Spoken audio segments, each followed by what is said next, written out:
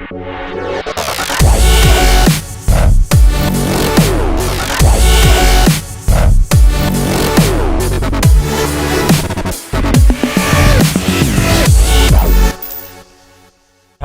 and welcome everyone to the 13th episode of Inside AMG, where we have arrived at the letter M. And M is going to be a topic that is very close to my heart, motorsports.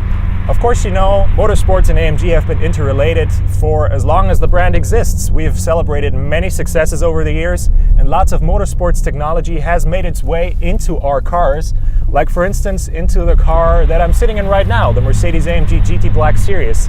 And in the last episode, you've seen what this car is capable of when it broke the lap record for road cars on the Nürburgring Nordschleife. So today we're going to dive deep into the motorsports topic. We're going to meet two experts in today's show that are going to tell us everything about AMG's very own motorsports program. We've been running a customer racing program for the past decade, and I'd say we go on, meet the guys, and they'll tell you all about it.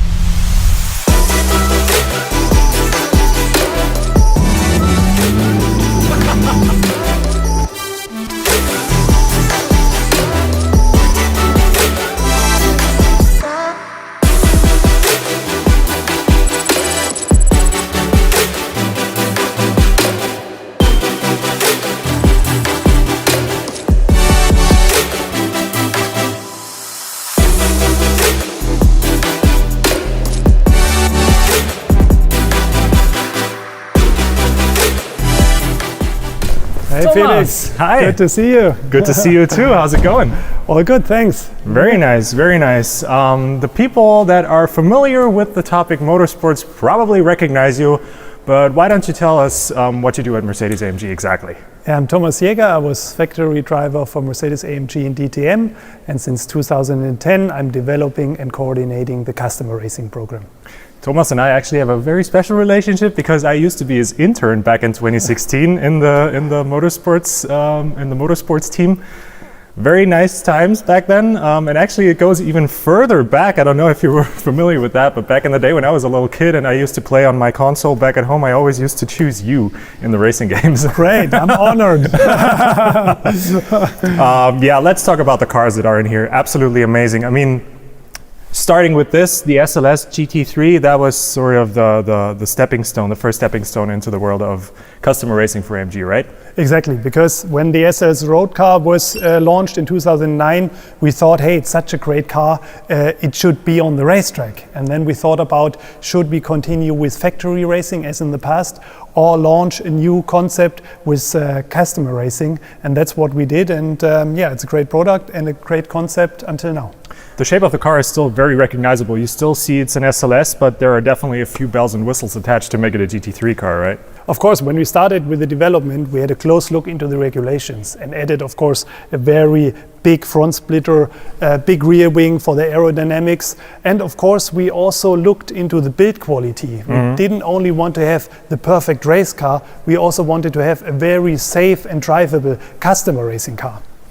And that's why we introduced, and this was first to market, this safety cell from carbon. So it covers the whole body and gives you maximum security. That was a first back then. Exactly. So in combination with the adjustable pedal box and the moving steering wheel, this was completely new. Usually you have an adjustable seat, and we took it over to the other models to have the maximum or best safety standard on the market. Probably a lot of challenges you were facing when turning this car into something that is very safe and bespoke for the racetrack. I mean, this is not an easy car. This is a very complex car. I mean, this thing alone is probably a nightmare to deal with when you want to turn it into a lightweight, bespoke race car and such.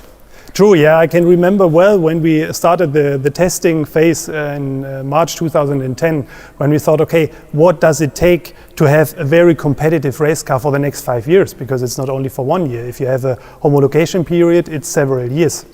So we put all our knowledge from customer sports, from my past, also from factory racing, into this product. And we won many, many races. So we can really be proud of this Mercedes-AMG. So 5 years go by, first 5 years of the AMG Customer Racing program, very successful period. And then the next car comes along. Of course, then we thought, the new GT is coming. So what we can do with this car. It's a great car as well, and we started quite early to put all our knowledge, our experience into the new Mercedes-AMG GT3. Absolutely stunning. I can remember the period 2016. I was actually, as an intern, closely intertwined within the development process of the car. I can really remember the struggles we had to go through, but the very high rewards we had in 2016 at the track. How was it for you, that amazing year 2016? Yeah, it was really impressive, because after all this long days, long nights, putting a lot of efforts into the development of this car, then to have the quadruple victory at the 24-hour Nürburgring in 16, that was really amazing. I can remember the days leading up to the race, very tense, a lot of things that need to be prepared. How do you pull something like that off, a quadruple victory? Like, what needs to come together to achieve something amazing like that?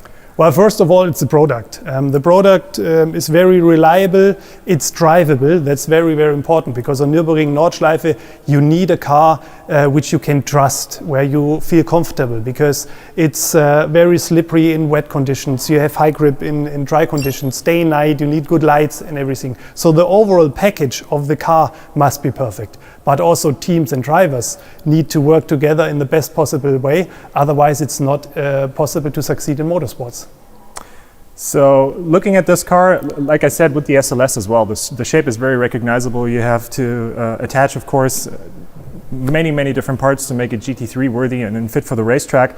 This might seem a little intimidating, a GT3 car like that, but you also got something for people that want something a little more relatable, something a little closer to the street product, so to say. Of course, with the growth of the customer racing in general, the new GT4 series was introduced, and then we thought, hey, we have such a good base car, we want to do something for GT4 as well.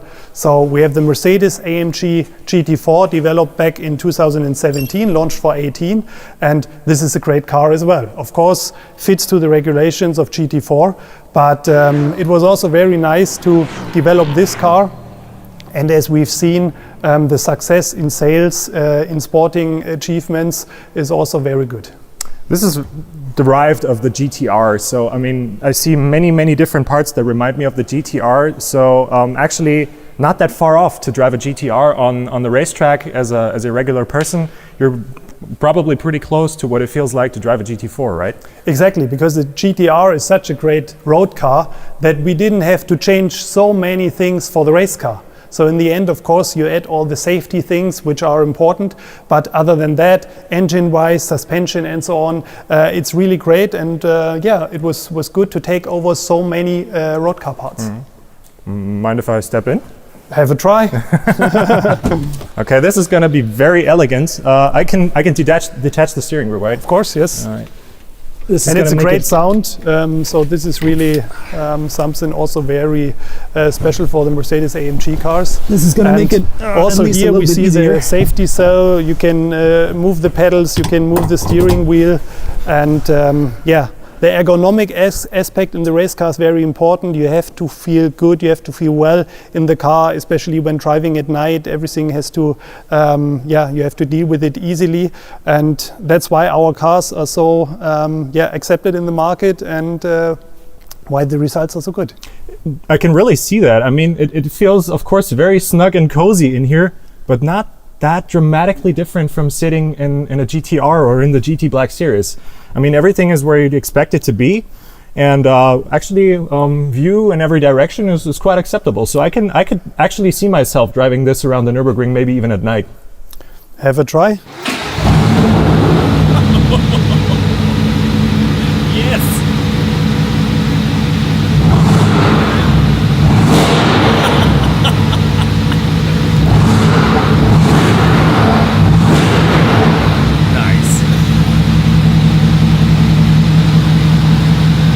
Oh yes, that's what it's all about. So the Mercedes-AMG GT4 is not only a great race car, it's also a very nice track day car. I can see that. Yeah, we're having many customers. They're trying this car on the track. It's great fun and it's easy to use, which is also very important, because you go with your trailer to the track, have some fun and go back home. Nice, amazing. So when we launched this car, we thought, okay, what would be next to stay competitive for the future? And our Mercedes-AMG race cars always give an outlook to future road cars, like the Black Series. And that's why what we can see is that it looks more or less similar. So we've put a lot of effort in improving a very good product. So we have a new aero concept here. We have some things which are modified also for the engineers and for the mechanics, because that's also very important that during a race weekend all the adjustments can be done very quickly and easily. And with the internationalization of the program, we went to America, we then developed the Australian market, and then went into China. So we are very happy that we are now all around the world very successful. A true success story indeed. So you already spoke about the close relations, not just in terms of design, but also in terms of technology between the race car and the road car. I mean, I can see the GT3 Evo definitely has its looks from the Black Series, or vice versa, whichever way you put it. What about this car can be traced back to what you've gathered and experienced on the racetrack? For us, as we've seen, it's very important that the development in racing and in road car, more or less both departments benefit from it. Because as we've seen with the GT4, the base is the GT R, which is very good. And into the Black Series, all these findings were implemented. And we see here the very long front splitter. We see here the fins on the side. We see the engine hood, which is close to the GT3. We see the louvre, which also produces more downforce. So this is the closest road car to a race car I've ever tried. So I'm really impressed by the performance. We had a test in Hockenheim on Nürburgring Nordschleife, and the lap times which are achieved with these cars are really incredible. It's so close to a GT3, and there you run slick tires.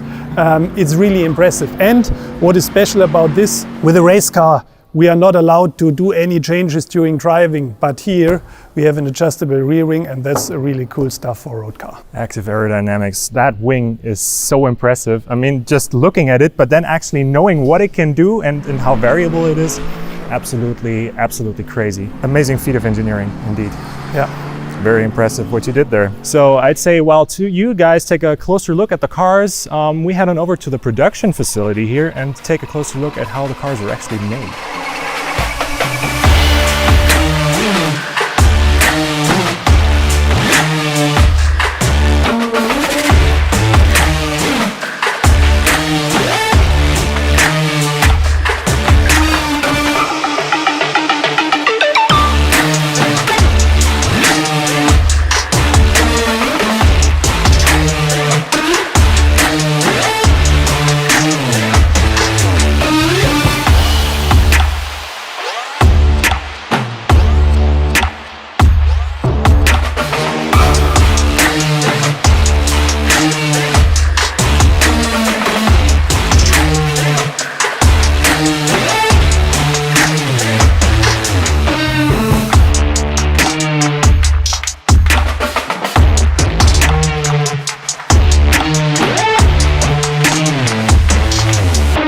Stefan, hi. Nice to see you again. Hi Felix. How's it going? It's going good. Thank you. Very nice. Stefan actually used to be my old boss at AMG, so why don't you tell the guys at home what it is that you do at AMG? Okay, I'm Stefan. I'm head of Customer Racing, and I'm responsible for the AMG Motorsport operations. So Thomas already told us a lot about the different cars that we have in the portfolio for Customer Racing. Now I want to see how they get produced. How do they get made? What's the specialties about this facility that we're in right now? Let's have a look at where we are. So what we can see here is the heart of our AMGs. This is our Mercedes-AMG 6.3 liter natural aspirated engine, which is made in our plant from Mercedes-AMG mechanics, one man, one engine. And this is for sure the heart of our car. And we are here in our pre-assembly area, where we took all the parts from the stock and we prepare the pre-assembly for our cars, which we see later. So we have here the steering column, the engine obviously, and going further back, we can see something specific from our cars, that we have the engine in front, the gearbox in the rear, means transaxle principle, connected with the torque tube, and going back to the car to a 6-speed sequential gearbox from Hewland. And if everything is proved and collected once, I think it's ready to get into the cars. It's amazing. I mean, the basic principle up until this point is identical to the regular GT. I mean, you got the engine in the front, the gearbox in the back, you got the torque tube in the middle. What is bespoke GT3 about this setup? Yeah, on one hand, you try to make everything lighter. You know, you make it more aggressive, and you make a specific development for the race use. And the biggest difference, the engine and torque tube is quite road specific, but the gearbox is something specific, because obviously our road car gearbox is bigger, and it's made for starting and stopping and so on. And this is made to have to get the maximum out of the drivetrain, to be very efficient. And to be very light, to guarantee an overall car principle, a good weight balance for front to rear of about 50-50. How do you achieve that lightness? Is it a special material that's in there, or? Yeah, it is. It's magnesium. This is magnesium? It is. Oh, wow. Impressive. Not bad. How many races can you race with one gearbox before you have to overhaul it? It's not about races, because you know you have different specific races. 1 hour, 4 hours, and 24 hours, like we had the 24 Nürburgring just 2 weeks ago. It's made for a mileage. So this gearbox needs to be rebuilt after 10,000 kilometers, roughly. And then we overhaul it here in the workshop next to this, and then you can go again for another 10,000. Crazy. Everything happens in a very, very close perimeter. I mean, the engines get produced right around the corner. Everything gets assembled here. Overhauling happens here. Yes. That's pretty impressive. So how do we get this into the car? Here, you can see it. You can roll it. So we take a look further down the production line? Cool. Let's do so. Awesome.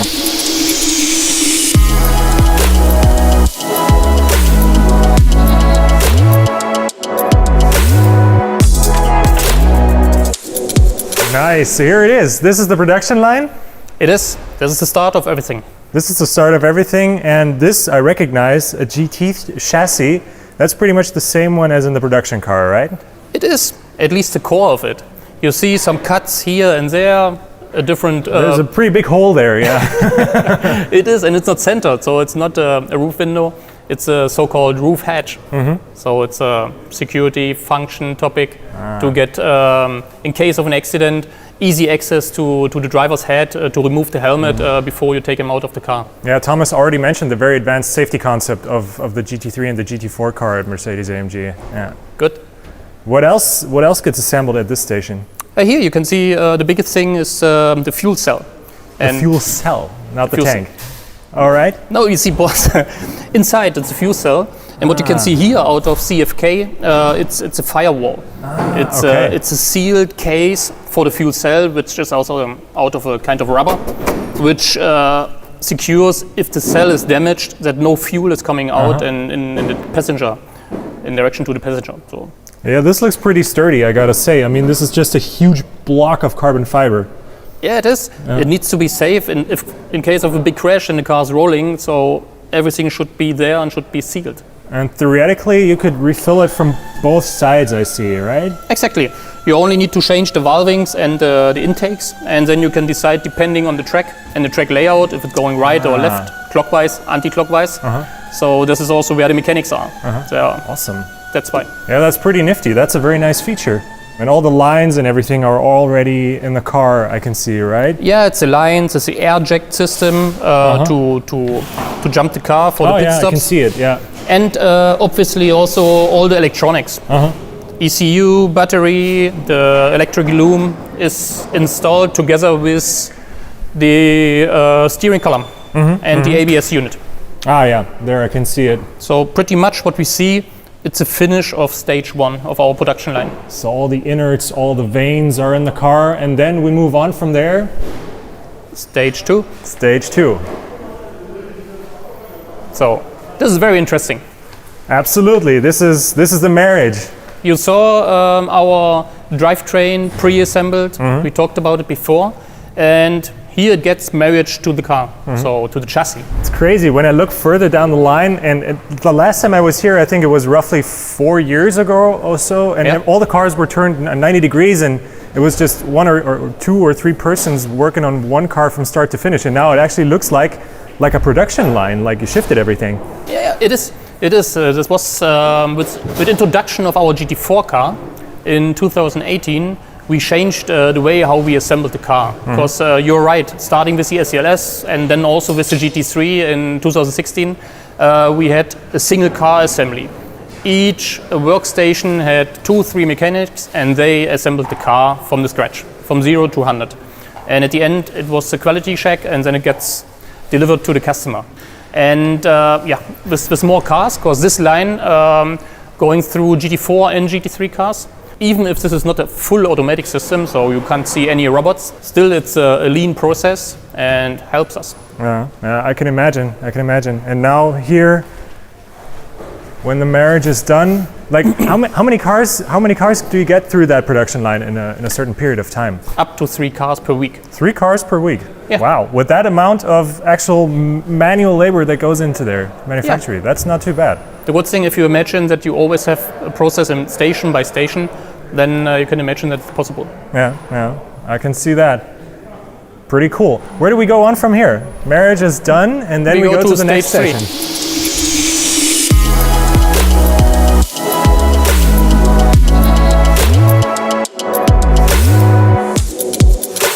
So this is it, stage number 3. Yes, it would be. Okay, so, it would be. So there's no car here at the moment, of course. Obviously not. We put here bodywork parts on the car, the rear. We assembled also the cooling package in the front, the cooling package for the gearbox, and small minor things like this to get closer to the next stage. Okay. But let's not talk too much about this here. I want to show you something very interesting, which is part of the bodywork, to showcase our lightweight concept. It's really impressive. Let's come up. Because here you see a door. I see a door. Yeah. Looks like a regular door, but it is, of course, carbon fiber. It's so impressive. You can't believe. I mean, a regular car door, that's a hefty thing, and this is okay. Yeah, have a look. I mean, this is like a frisbee. I mean, how heavy is that? It's a heavy frisbee, but let's say 14 kilos. 14 kilos. Not more. And I think one of the heaviest parts is the window. Wow, that is really impressive. I mean, this is practically nothing. This is nothing for such a huge part. Absolutely amazing. Wow. Yeah, okay, that really goes to show that you take the lightweight business very serious. Yeah, but also the regulation allows us. You know, the door from this road car is quite heavy, but on a road car, the door is an integral fact to protect the driver, because the driver is not sitting in a seat cage. And we have, Thomas told you about, a monocoque where the driver is suited in. That's why this protects the driver. On top there's a roll cage, and that's why the door is only to close the car. Keep the weather out. Exactly. Wow, not bad, really impressive. It's pretty cool. So now here we see all the bodywork is already pretty much finished. Yep, at least in the rear. So when we concentrate to go to the front, but you see the guys here checking each sensor of the car, and the mechanics will put on the suspension. The underfloor gets integrated, and the complete front end with lights and aerodynamic package from the front. So here you can see in the front also suspension is already in. You see the beautiful engine with the air intake, air filter. Now everything comes together. Here's the air restrictor, right? This is the part of the car which I hate most. It restricts the power, yeah. It should go. It's unbelievable. If you see such pipes, this is what the engine needs to breathe free, to impress the maximum performance. But now we are forced from the regulation to breathe through such a hole. But it's what it is, and we are not alone. That's for the whole competition. But it's necessary to balance the competition. It's all about the balance of performance. Yeah. It is, and luckily we are on the side that we can get reduced by power. It would be a shame if we would need more. True, definitely. Yeah. So stage 4, when that's completed, we get to the final stage, right? Yeah, and here you see also that we are flexible with our cars. You see here the GT4 car. Coming from the GT3 to the GT4, yeah, that's also really impressive that you can just jump back and forth between cars. Yeah, it's for the mechanics also something that they not only do the single car, always the same work. So now here they collected the GT4 car, and here the car gets the finish. So all the setup work, we adjust the dampers, we adjust the ride height, the camber, toe, and all those adjustments to provide our customers a good base setup that this car is race ready when it's delivered. I mean, it looks finished as is, so pretty much I could jump in now and have a go, theoretically. The car got the quality check, so it's about you. I don't know if I got the quality check. Yeah, I have to admit, I guess I've got to find out someday. Okay, but yes, you can jump in, you can start it, and you can drive out into the trailer to go to the next racetrack. That's pretty cool, I gotta say. I mean, a lot has changed here since the last time I was here. I really appreciate you giving us this very detailed tour behind the scenes. Not a lot of people get to see what happens here. Thank you, you're welcome. Thank you very much. So there you have it, folks. AMG and motorsports, those are just two topics that have always been intertwined. You can't say the one without the other. We have our roots in the realm of motorsports, have celebrated many successes over the years, and this year, as I've said, is the 10-year anniversary of our customer racing program. Thanks to Thomas and Stefan for showing us around. It was a thrill today to go back to my old department where I started my career at AMG. And yeah, I hope you guys liked what you've seen, so don't forget to leave us a thumbs up. Also click the subscribe button, click the little bell so you get notified whenever we upload something new. And yeah, see you in the next one. Bye-bye.